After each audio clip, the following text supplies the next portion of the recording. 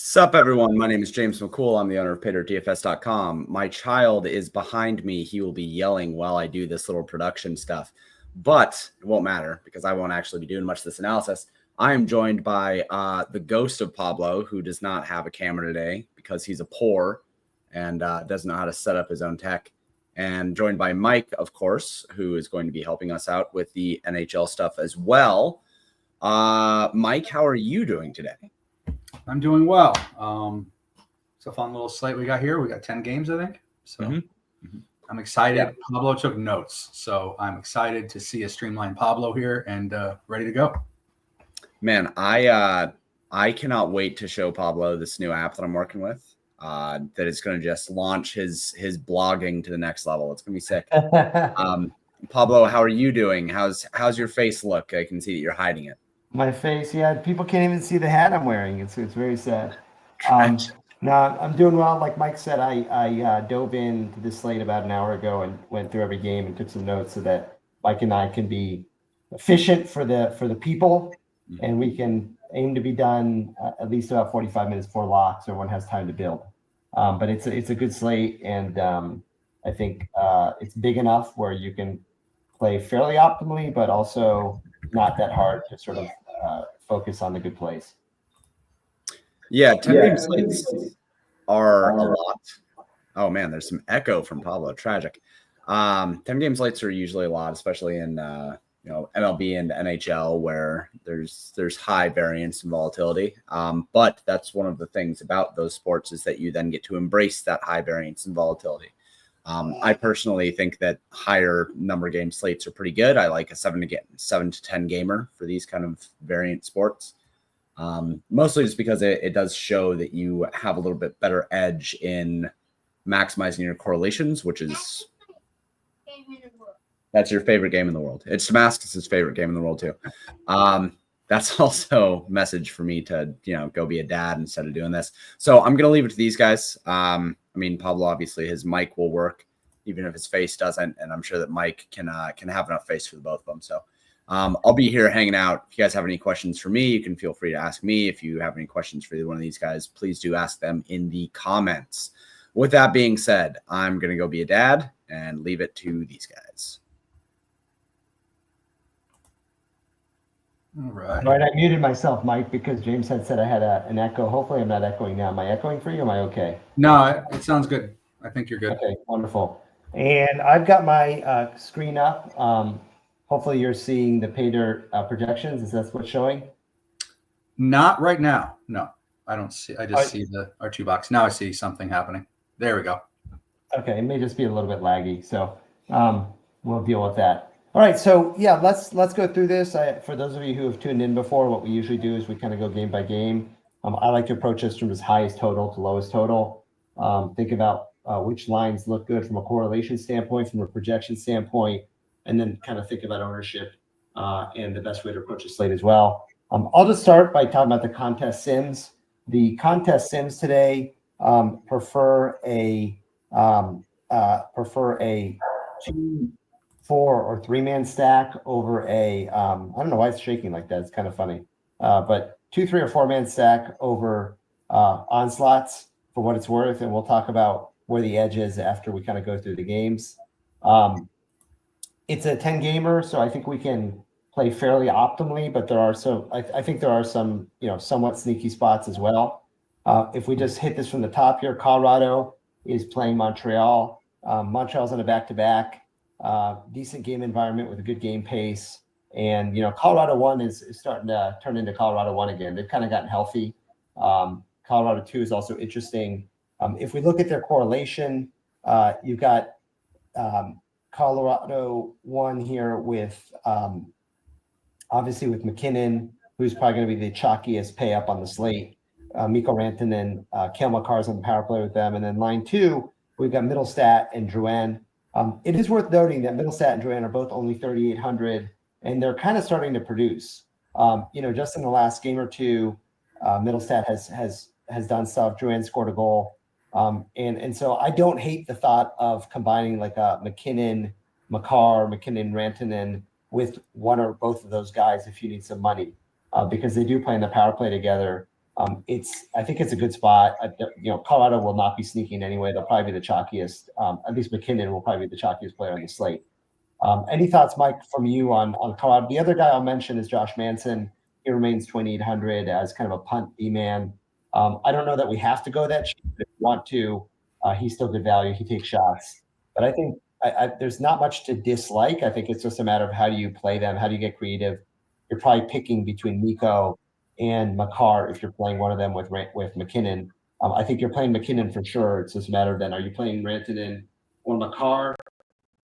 And then are you pairing them with people like Joanne or Middlestat or Nansen as well? But what are your thoughts on Colorado? Yeah, so I think last game was a 6-5 win against the Sabres. It was kind of a crazy third period.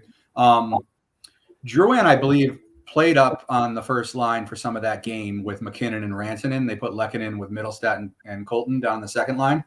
Daily Faceoff isn't showing that. I don't know if they had morning skate where it didn't show that today, but I do like saving considerable salary by going Drouin for 3,800. I think that's a really good value if you're going to play Colorado. Like you said, either McKinnon, Rantanen, Drouin, Makar, or you can't really do that. So you would do McKinnon. You could do McKinnon, Drouin, Makar, or McKinnon, Drouin, Rantanen.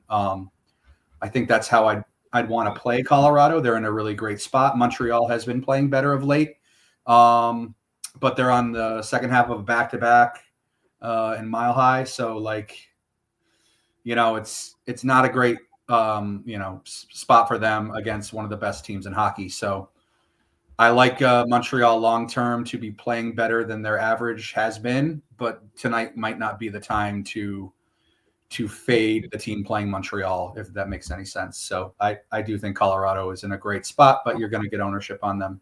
I don't know. I'm playing 4 lineups tonight, and I think I'll have one Colorado build for what that's worth. Yeah. So I like them. I think I'm playing one lineup, and I'm playing very, very small field, and so I'm probably gonna have a hard time fading McKinnon at least in that lineup. But I do think you need to be cognizant of the ownership they're going to catch, and be willing to be creative with Colorado because they can put some goals in via the power play, as we know. If we move to the next game here, we have Vegas against Buffalo. New Jersey's not on the main slate. Vegas is a really good game environment, the best HDSF plus on the slate, which means that they're going to get a lot of chances from the standpoint of the shots and high danger chances. The pace is okay, but they're really just getting a lot of shots, and Buffalo's giving up a lot of shots. Buffalo defensively has not been very good. Vegas is what's a little bit hard about them is it's hard to choose between line 1, line 2, and line 3. If we just look at them real quick here, line 1, 2, and 3, we've got line 1 with Eichel, Stone, and with Tanner Pearson, who's a punt, and then we've got line 2 with Tomas Hertl, Dorofeev, and Carlson. And then we've got line 3 with Olsen, who's on the first power play, alongside Howden and Kolesar, who are both cheap. If we look at the research sheets and see kind of where they've been getting their production, Vegas, you can see here in the last 14 games, has really been pretty spread out between those 3 lines. So it's not like one of those lines is dominating like Colorado 1 or Tampa 1 or Winnipeg 1. This is a team that's getting production both in the long term and over the recent 14-game sample from all 3 lines. The sheets from a range of outcomes standpoint tend to prefer Vegas 2. If we go back to the line range of outcomes here and we sort and look at Vegas 1, 2, and 3, and you can see here that Vegas 2 is the one that kind of really sticks out here with a 54% 2x. A lot of that's coming from Dorofeev, who's pretty cheap. One thing that I think is interesting to consider is playing a mini of like Dorofeev with either Hanifin or Pietrangelo, who are 2 D-men who are historically pretty active. I mean, Hanifin, when he was on Calgary back in the day, I used him quite a bit. He didn't do much for the first month or so of Vegas, but in the last week or two, him and Pietrangelo have been playing. And if you can see here, Dorofeev is on the second power play alongside Pietrangelo and Hanifin. So I don't think it's crazy to play line 1. It's just, if we look at the median and ceiling outcomes here, Vegas 1 is like all the way down here with that 30% 2x as compared to like all of these other pay ups. So you're kind of like, vetoing a bunch of other pay ups that are better value if you're playing Vegas 1. I don't think it's crazy to play Vegas 1 in this matchup. It's a good matchup. It's got the best HDSF, but based off of the sheets and my kind of desire to probably play Colorado 1, I kind of think I'm leaning towards Vegas 2, but I think you could even make an argument for Vegas 3. Is there a way that you're leaning between Vegas 1, Vegas 2, Vegas 3? And how would you decide between those? Yeah, I think I'm leaning Vegas 2. I think I like the fact that Carlson's under 5,000 again. Hurdle and Dorofeev, they're all reasonable. They're a good filler stack. You can put a second stack with them and have two like mid-range stack build, which really could get you exposure to the two high total games. So yeah, I like Pietrangelo as well. I think him and Hannafin are great. I just don't like Pearson. I mean, I know he's mid-price and on line 1, but and we can talk about Saad last night all we want, but he's because he didn't do exactly what we were talking about offline. But like I might play him tonight to make up for last night. He's in it. We'll talk about St. Louis in a little bit. Yeah. So just a quick 10-second story is like Pablo and I talked about the Blues last night, and he wanted to maybe put Saad with Buchnevich and not Thomas on a St. Louis 1 stack, and I said, well, Saad's going to be the guy that gets. We both thought Saad was going to get one block or a block and a shot, and then he scores a hat trick. So we were kicking ourselves. But tonight, I think Pearson is in a similar spot. Like he could really just maybe get a block. So if I was going to play Vegas 1, I'd probably just leave him off and play Eichel, Stone, and Theodore, and just do a power play stack with that. But I'm leaning Vegas 2. I think Vegas 2. I don't know if I want to go chasing Vegas 3 tonight. I don't think we need to go down to a third line like that. With a team that scores like Vegas, I think line 1 or 2 is going to score most of the goals, and I'll take line 2, and hopefully they get 2 full line goals and go from there. Yeah, and I think you can combine, like I said, Dorofeev with Hannafin or Pietrangelo, or you can do some combination of Dorofeev, Hurdle, Carlson if you want. I mean, you look at the range of outcomes; they all have pretty nice 2x for kind of a mid-range line that doesn't cost you that much money. So to your point, it gives you some salary flexibility.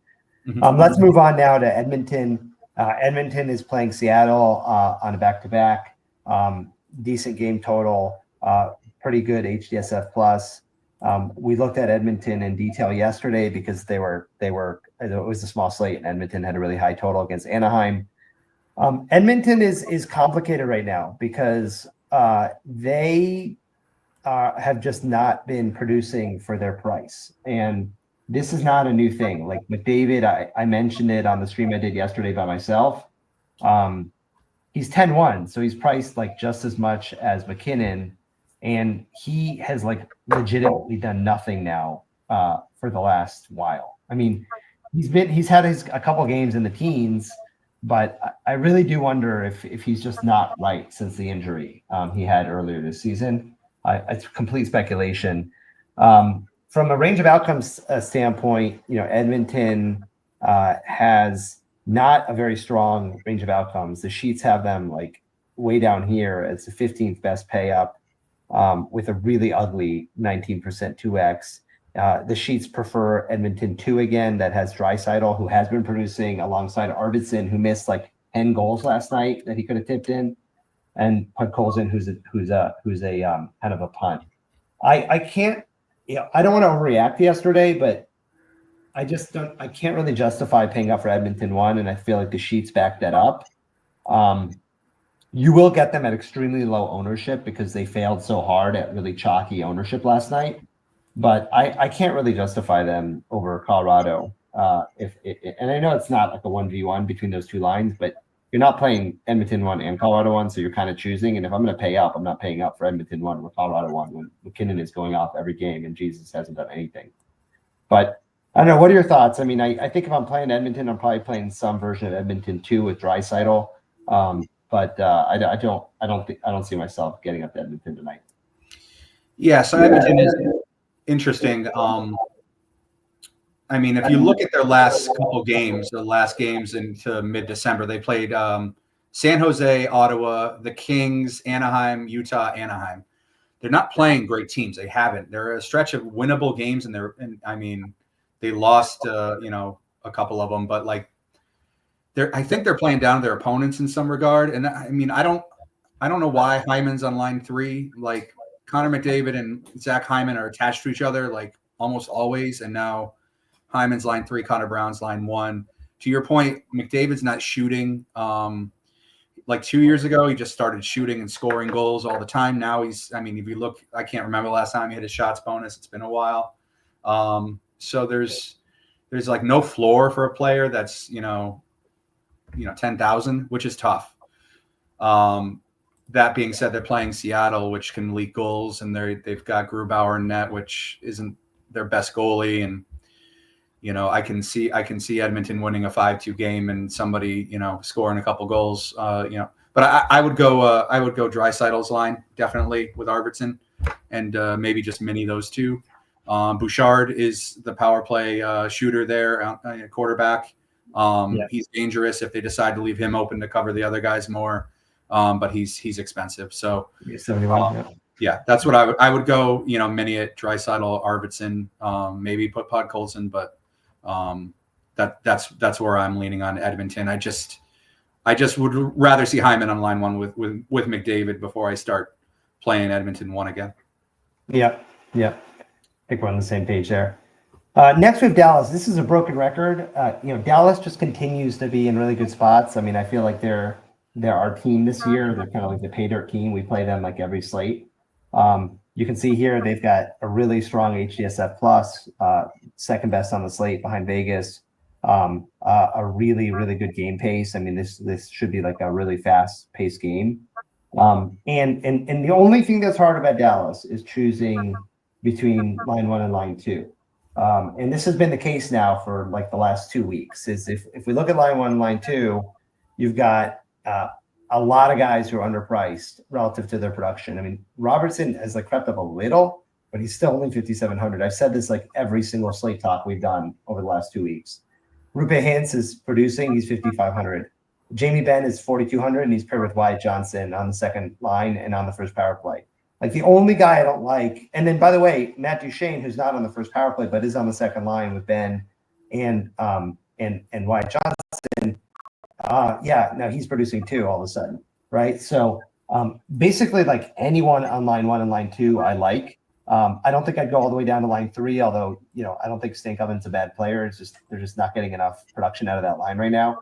The only player I'm not that excited to play is probably Miro Heiskanen. He is down to 5,400. He is going to start producing at some point, but he's just not shooting the puck a whole lot. If I'm playing a D-man on these two teams, on this team, it's probably Thomas Harley, who's 3,900 and has been fairly involved. But man, I really can't poke holes in Dallas 1 or Dallas 2. And even if you want to combine them and just say, you know what, I'm going to play like Wyatt Johnson, Rupe Hintz, Jason Robertson, Jamie Benn, and throw in fucking Thomas Harley with them, go for it. I just, until Dallas gets priced up, they're going to be in play every single game when they're in a good matchup, and this is a good matchup. Yeah, I mean, Dallas. What's scary about Dallas is they're doing a lot of this scoring and overproducing without necessarily hammering on the power play. Their power play has not been great, but I've seen stacks with line 1 and 2, at the top of slates at the end of the night. Even considering, usually when you stack line 1 and 2 and you mix them, it's because the power play went 3 for 6 or something, or 2 for 6, and that's not really happening. But like, basically, you have a team with the top 6 just getting the majority of the scoring. You're not going to probably see line 3 or 4. Stankoven's not scoring like he was last year, at least not yet. So it's interesting because Dallas is doing well without the power play going off. If their power play starts clicking, they're really a dangerous team, and they're way, way, way underpriced. But as it stands, they're underpriced with their power play not necessarily the greatest. Heiskanen being the quarterback of that. So yeah, I'm with you on this. I like Duchene, and I've been looking at maybe like a Duchene Johnson, Harley 3-man and leaving off Ben, but Ben's cheap enough. So like, why am I not adding Ben at that point? So 4-stacking the stars is probably one of the best 4-stack spots of the night. Yeah. So that's what Yeah, and you can see here in the range of outcomes, like sheets have them basically in coin flip territory between line 1, line 2. So I think you can kind of combine them any way you want. The one guy I've been hammering in the last week or two has been Jason Robertson, because again, the guy used to be priced in the mid 7s, even low 8s. And look what he's been doing. I mean, every single game he's producing, right? 21, 24, 25, 1 dud, 11, 16. And he's still only priced, he's up to 57 now. But 57 is still pretty cheap for a guy who's getting that production. So yeah, I line 1, line 2, combine them how you want. I don't know that I don't think the sheets have a super strong preference. They have a pretty similar projection here between line 1, line 2. Really good spot. I think you don't overthink it. Move now to Winnipeg. The one thing I'll say about Winnipeg, it's not a great game environment. It's a slow-paced game, and they don't look like they've got a great shots or high nature chances matchup. The one thing about Winnipeg you can say is that you know where it's coming from. You're getting it from the first line. If you look at their matchups, and it's all line 1. I mean, it's all line 1, right? Line 1 versus 2, 3, 4. It's all line 1. So you're getting it all from line 1. From a median standpoint, they're fine. They've got the 4th best median on the slate. From a point per dollar standpoint, they've got a 32% 2x, which is okay. Not bad amongst the better ones for the pay-ups. But the only thing that kind of I don't love about them is I don't love playing Winnipeg without Kyle Connor, and Kyle Connor tonight is priced in the same range as McDavid. And I hate to sort of keep comparing everything to Colorado, but when you've got Colorado at home on a back-to-back against Montreal, on a Montreal back-to-back, to me, like, it all starts and finishes with, are you playing Colorado or not? So, are you going to play Kyle Connor for 9,100 instead of McDavid? I mean, you'll get Kyle Connor at a much lower ownership. And to be clear, from a range of outcomes standpoint, Kyle Connor is good. I mean, he's like the 10th best projection up here, but it's from a median standpoint. But from a 2x standpoint, he's a 21.5, and you've got McKinnon with a 35.4. So I know it's not a 1v1, but I think Winnipeg is in a fine spot against Detroit. It's not a great spot, and you are going to get production if they're going to score a bunch of goals from line 1. I just don't know that I want to prioritize Kyle Connor at 9,100. And even Velarde's 56, but he was like in the mid 4s recently. And we just talked about Dallas. Like, you can get Jason Robertson for that price, or you can get like a bunch of the Dallas other guys for that price. Am I really going to play Velarde over those guys? I don't know. I mean, so I don't hate Winnipeg. I know I sound like I do, but I don't. I just don't know that I can justify their price given the alternatives we have in that range. Yeah, and you said it off the top. Like the plus about Winnipeg is they're very much more of a one-line team than Dallas. So when you're saying, Robertson and Velarde, like, it could be a Dallas 2 night, and then you've got Robertson with 3 shots, and then you're like, it's very rare that you're going to get a Winnipeg 3 night or Winnipeg 2 night tonight. The only person that you didn't bring up was Ehlers is back. And he is one of those players that can ignite a line 2 or get the power play goals. I mean, he's shooting a 24% shot share on the power play. So I'm with you on Connor. He's 9,100. He's not 8,100, and I really don't know. I think that $1,000 of like where I think he should be priced is going to go a long way in the rest of your lineup. I don't mind Scheifele's price. I don't mind Velarde's price for, he's finally where he should be. But yeah, Connor to make that a full stack, that's expensive. And now you're in Colorado territory when you're doing something like that. So I'm with you. I do like them. I just don't know how to fit them in, and exploring ways to put Ehlers instead of Scheifele or Connor, which sounds like a bad thing to do, but it's the only way that you can play Winnipeg with a solid second stack. So, yep. We'll move on to Carolina now, and I'll try to be efficient because I know people want time to build tonight, as do Mike and I. Carolina is in a good pace-up spot. Looks like a fast-paced game. Minnesota has not been great defensively. I feel like they're a team that people don't realize isn't that good defensively for whatever reason, but they're not great. And so it's a good matchup from a macro standpoint. Everyone's already heard me complain about Carolina in the past in terms of how hard they are to figure out. Over the last 14 games, they're getting most of their production from lines 1 and line 2, which has been the case for most of the year. So, they're pretty close. It's not dissimilar to Dallas 1 and Dallas 2, just a little pricier, kind of similar situation, but a little bit pricier. Carolina 1 and 2 are correlated in a way that isn't too bad. You've got Aho and Jarvis, and then you still have Ty Smith at 3,100 as a punt D-man on the first power play. And then you've got Marty Necas and Svechnikov on the second line, first power play. I would caution around Ty Smith. Like, we all played him the first game he played on the first power play, and he scored a goal. He scored like a goal on 2 shots, which could happen. Like, that does happen that's why we play punt D-man on the first power play. But it's just worth noting, like, he doesn't, I mean, he's not like a guy who's necessarily going to be super active. Like, he's the third D-man. That's what you want, right? But there's a very good chance he just gets like 3 points. Like, he gets 2 blocks and that's it. I mean, if he scores a goal on the power play, that's great. But anyway, it's just a word of caution. Like, I get it. We all like the punt D-man on the first power play. I don't know that Ty Smith is as strong of a play as we'd all like. And I feel like that first game where he scored a goal kind of misled people a little bit. Carolina, from a range of outcomes standpoint, is okay. Not great. 30% 2x. Carolina 1. Carolina 2 is 34%. So very similar between the two of them. I don't know. To me, they're not a priority, but they are in a good spot, and they won't be very owned. So from a larger field standpoint, I think they're more attractive. From a smaller field standpoint, I have a hard time trying to figure out where they're going to get production from, and that kind of scares me away. But Mike, you play Carolina more than I do. Do you feel strongly about them?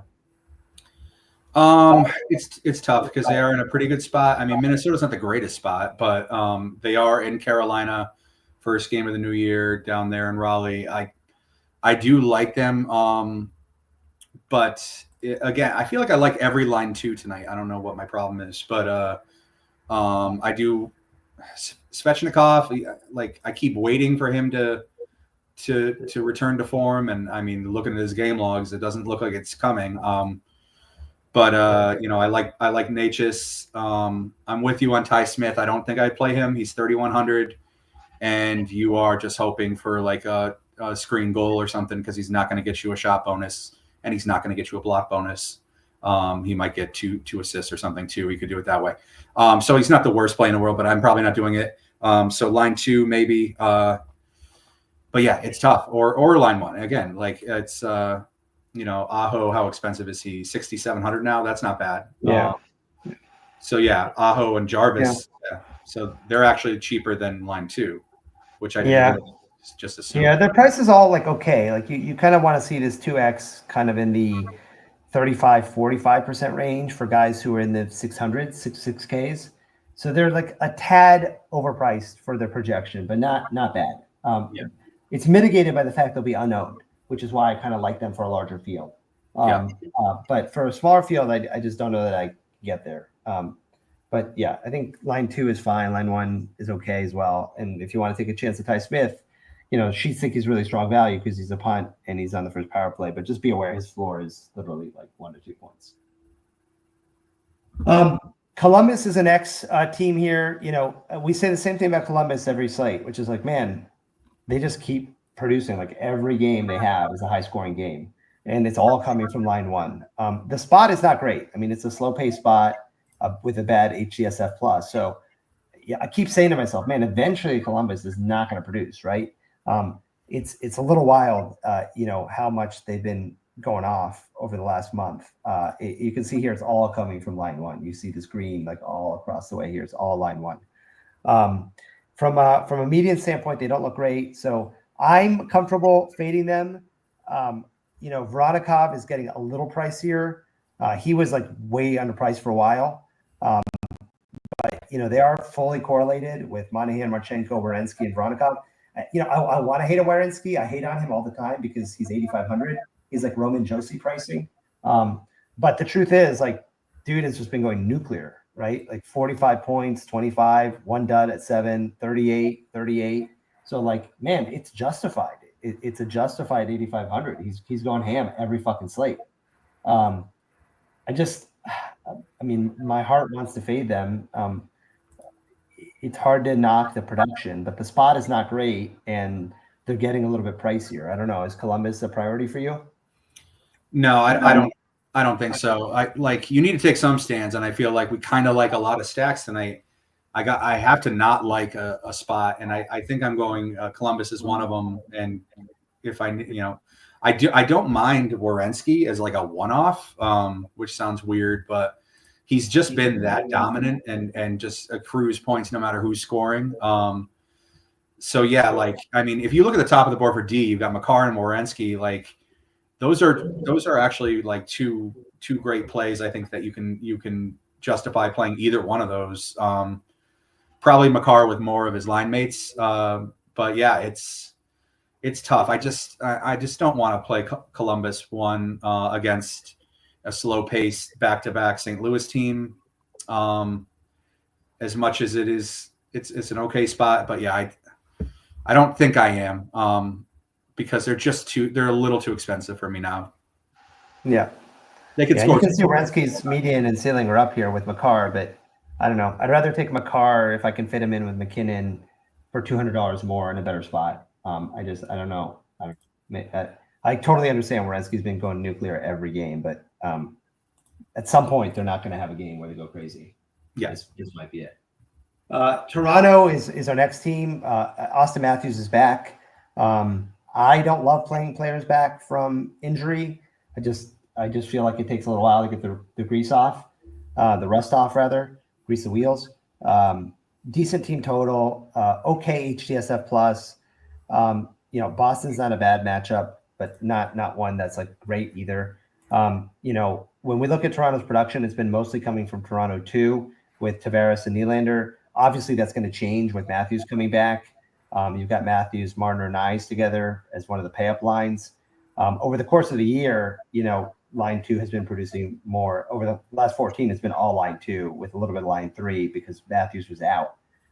If I'm playing Toronto and the sheets agree with this, I'm probably playing line 2 with Tavares, Nylander, and maybe throw Patches because he's not that expensive.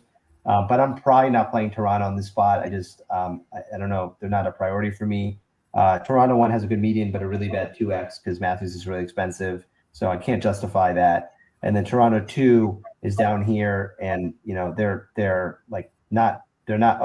actually right above them. My bad. Toronto 2 is slightly better median for a lower price. So I'm probably playing Toronto 2 with Tavares, Nylander if I'm playing them. I don't hate it, to be clear. I think it's like a fine line to play. I just don't know that they're a priority. And you can throw Pacioretty in there if you want. But to me, like the price of them, I don't know. Like if I'm playing, I'm either going to pay up probably to the Colorado 1 or I'm maybe going more balanced with like Dallas or Vegas at 18.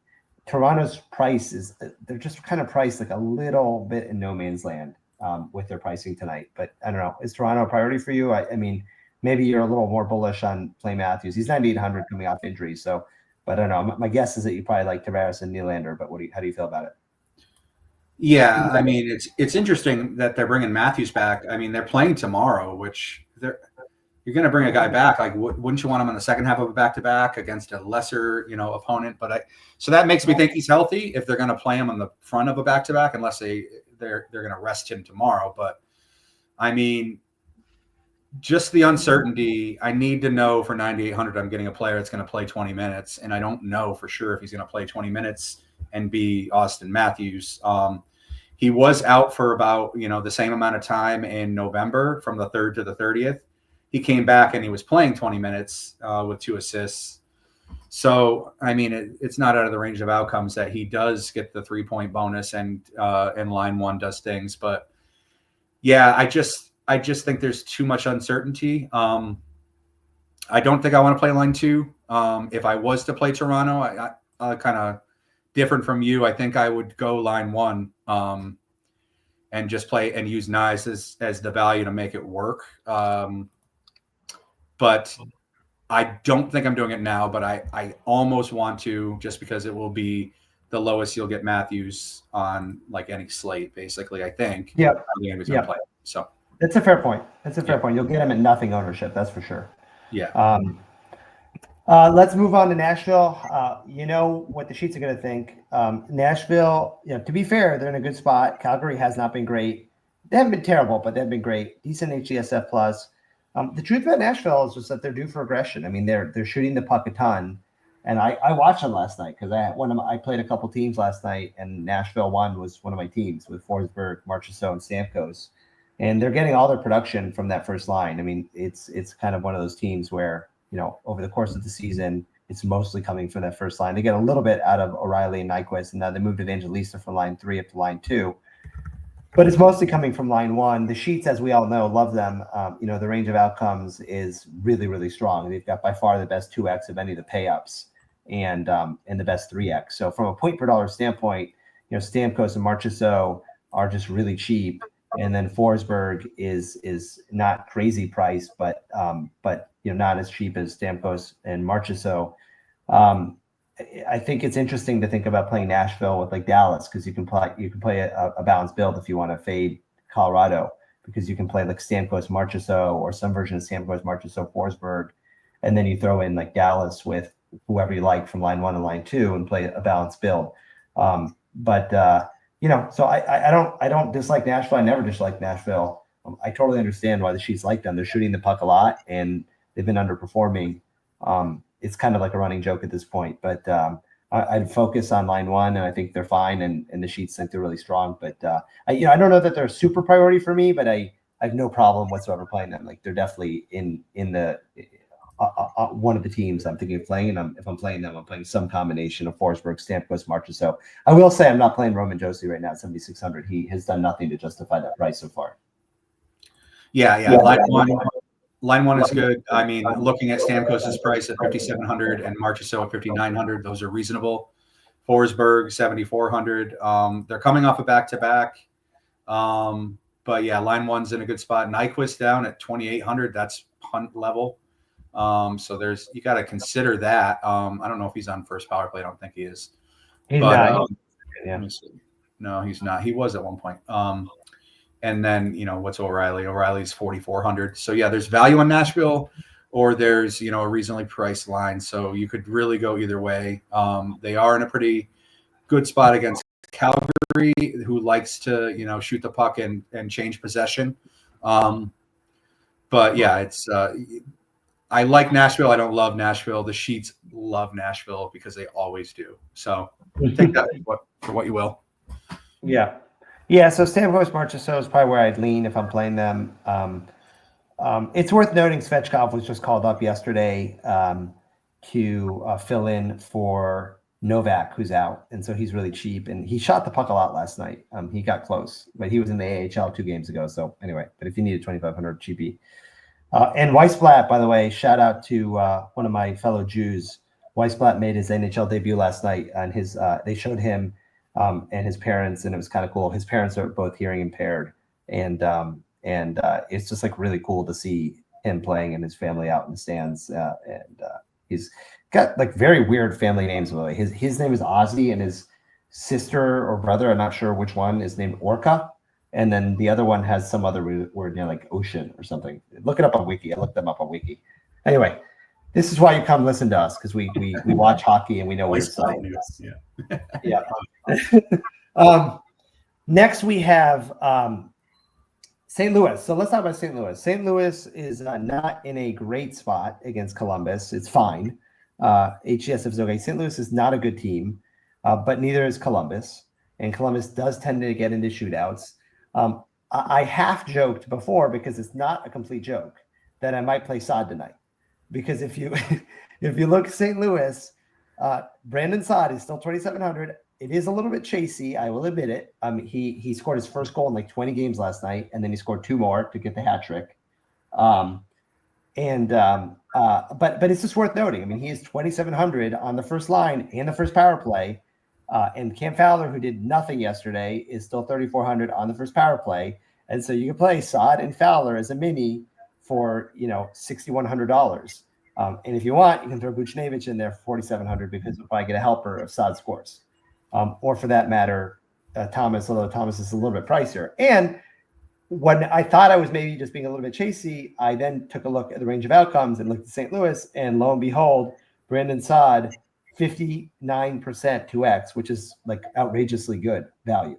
So I'm just saying it, like, I think you can do worse than Saad with Cam Fowler or with Buchnevich. I'm not saying St. Louis is good, but he's really cheap, and Columbus is not a great defensive team. So that's my 2 cents on St. Louis. How do you feel about them? So Saad has scored in 3 games this year out of 40, and he scored 2 goals, and now 3 goals. So he's more likely to get you nothing than to do that. But he is getting the opportunity that he didn't get in a lot of those games that you're seeing 2.8, 2.6, et cetera. So it's really not a linear comparison you can make that he's going to, I guess it's not fair to say 2 goals or he's going to get nothing. It's just tough for me. Watching that game, I think he scored like a breakaway. And obviously the empty netters, the empty netter.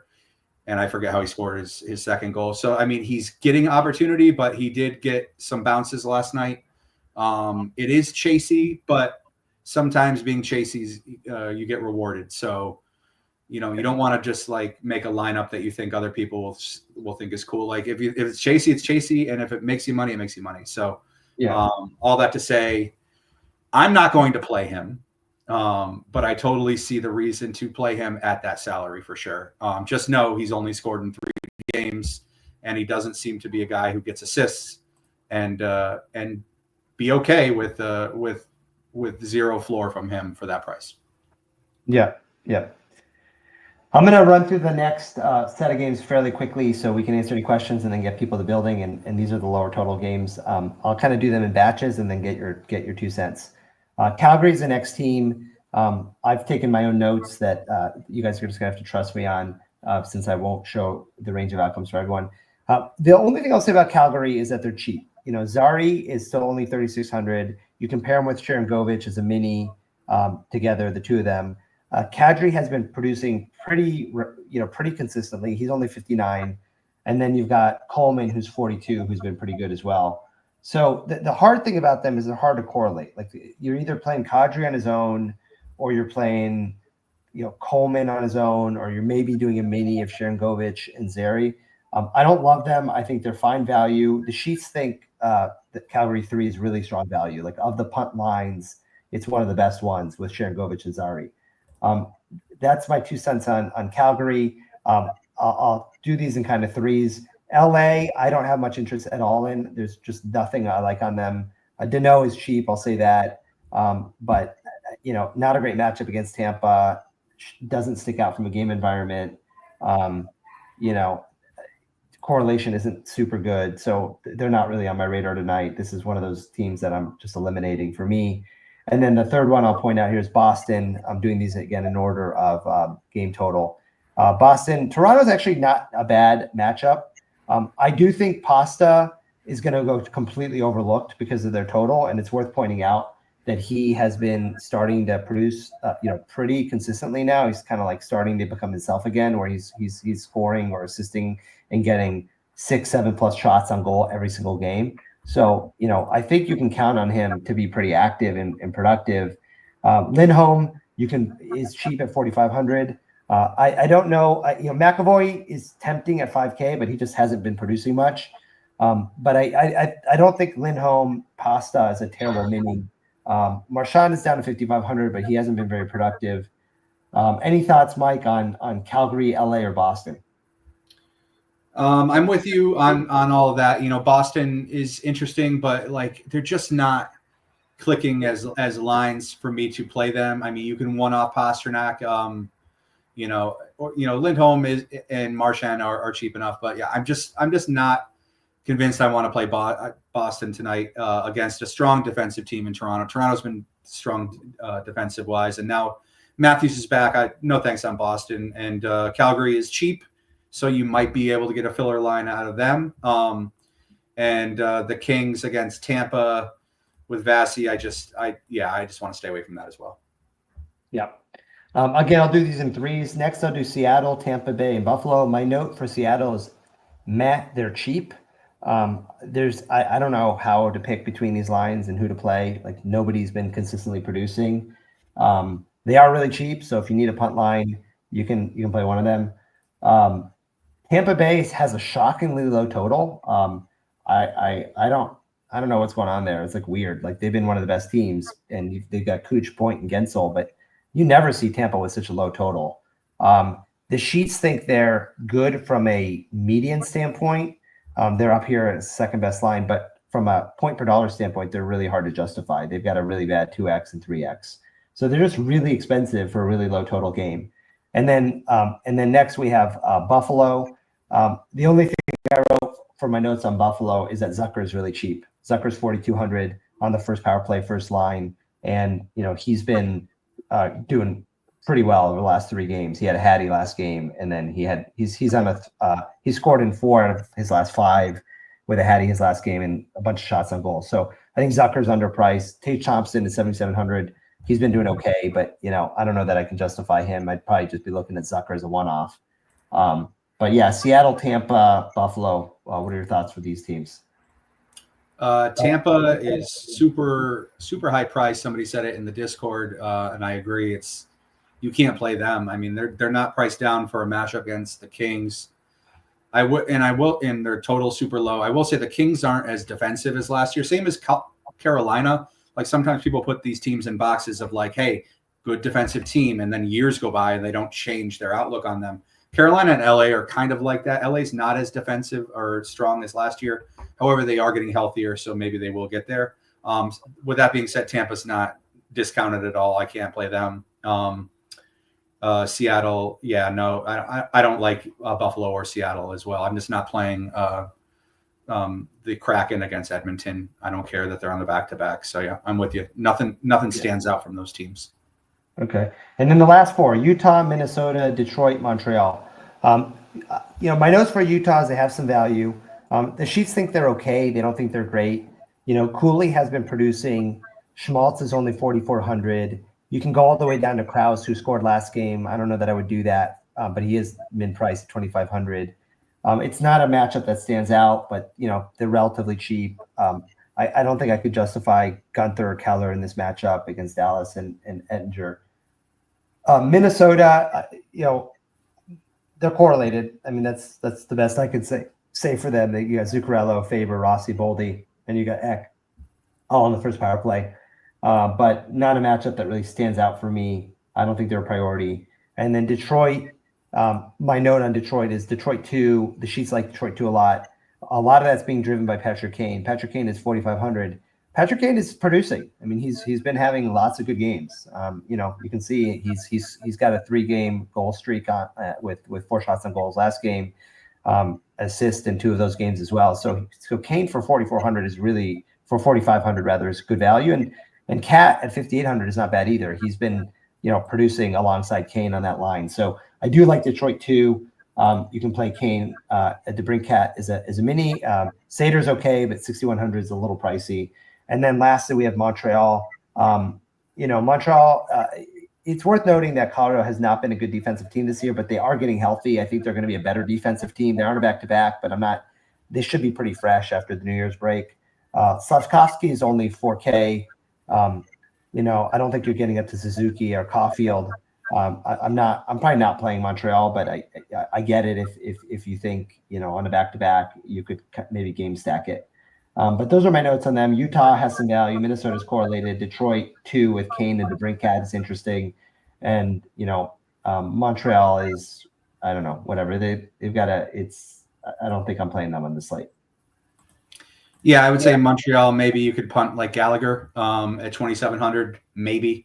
But that's about as far as I'd go with Montreal. Again, I don't know if Laine's playing. He was sick last game. He didn't start, which made everyone have to scramble because he was a really good option last night.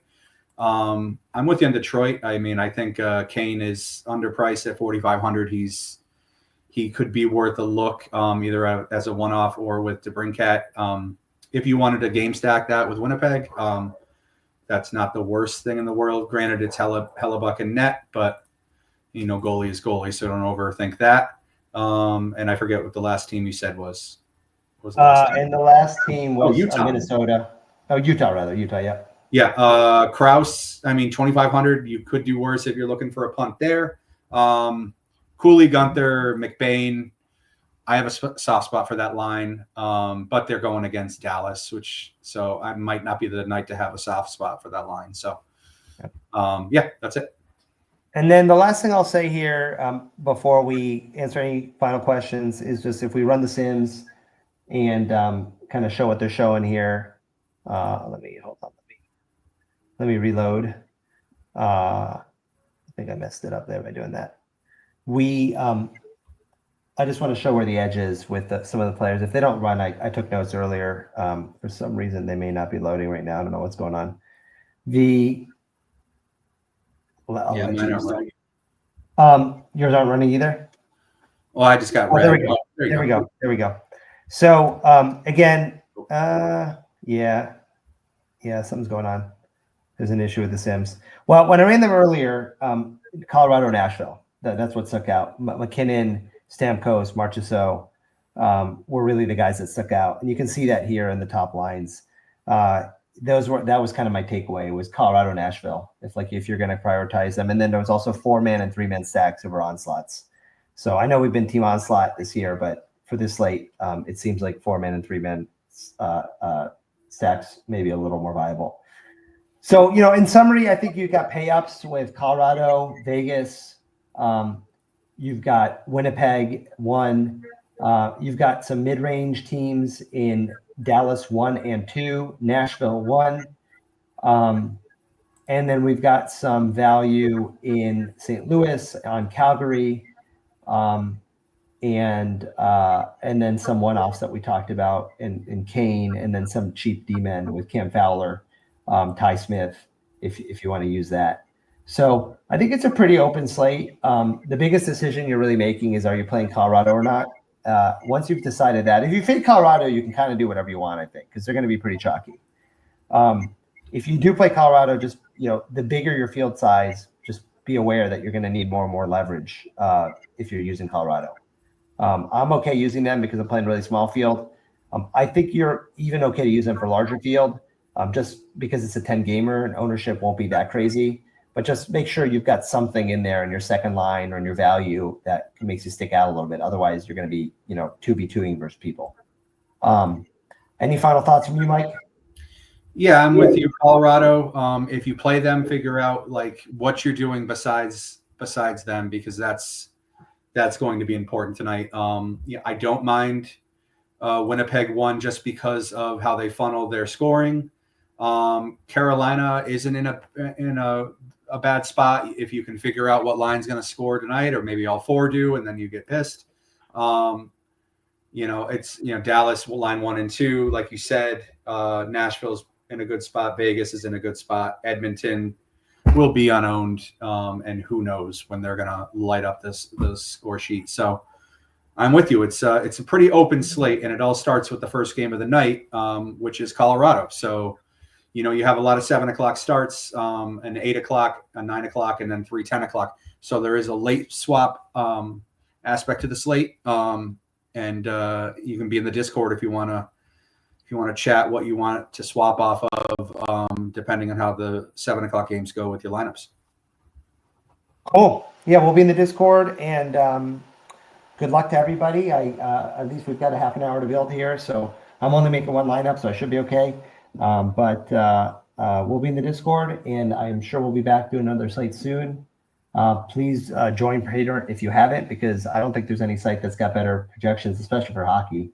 And I think it's a really good approach, and we're going to continue to grind because it's a fun sport and it's underappreciated, and it's a lot better than late season NFL, and it's sure as hell a lot better than NBA, which we should play at this point.